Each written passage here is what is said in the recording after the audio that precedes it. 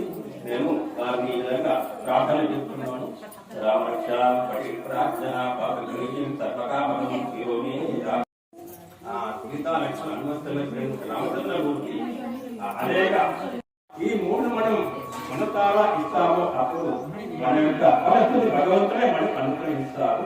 పూర్ణమ పూర్ణమిద పూర్ణ పూర్ణముదచ్యతే పూర్ణస్యం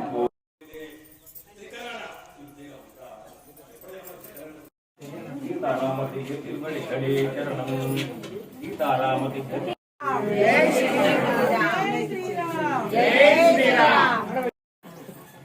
సర్వదేశ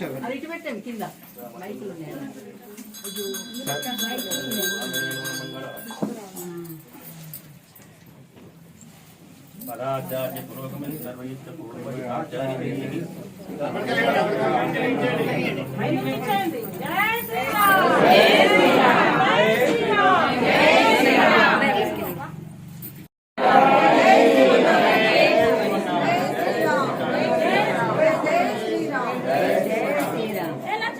గోపాల బాలయ నిత్యాయ పరమా ఒక్క నిమిషం జరగండి సార్.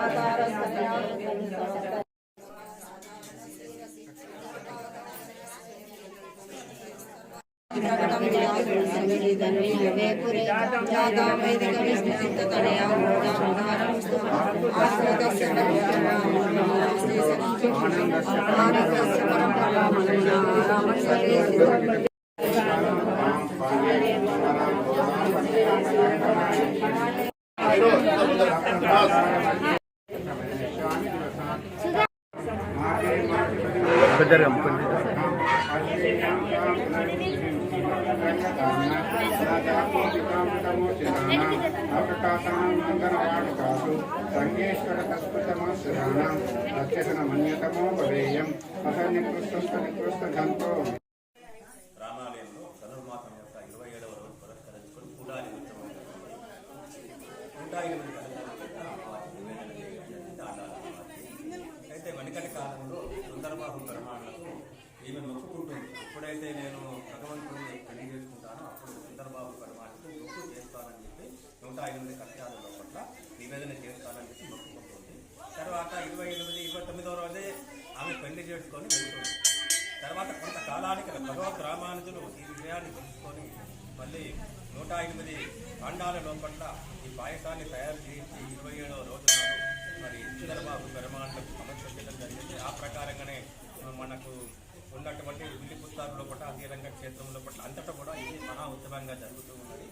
ఈ ప్రకారంగా ఇక్కడ కార్యకర్తలు అందరూ కూడా వచ్చి పాల్గొన్నారు. ఇక్కడ రోజు పారాయణాలు జరుగుతున్నాయి, కాలక్షేపం జరుగుతున్నది, దీపావళి పఠనం జరుగుతున్నది, సేవాకాలం జరుగుతున్నది. ఈ విధంగా మరి ఇక్కడ ఈ ఆలయం అనేటువంటి సీతారామచంద్ర స్వామి యొక్క ఆలయం చాలా ప్రభావితంగా ప్రకాశిస్తున్నది. పూర్ణమద పూర్ణమిదం పూర్ణముద్యతే పూర్ణస్య పూర్ణమాదాయ పూర్ణమేవ వశిష్యతే. మరిన్ని వీడియోస్ కోసం ఛానల్ ని సబ్స్క్రైబ్ చేయండి. లేటెస్ట్ అప్డేట్స్ కోసం వాట్సాప్ ఛానల్ ని ఫాలో చేయండి.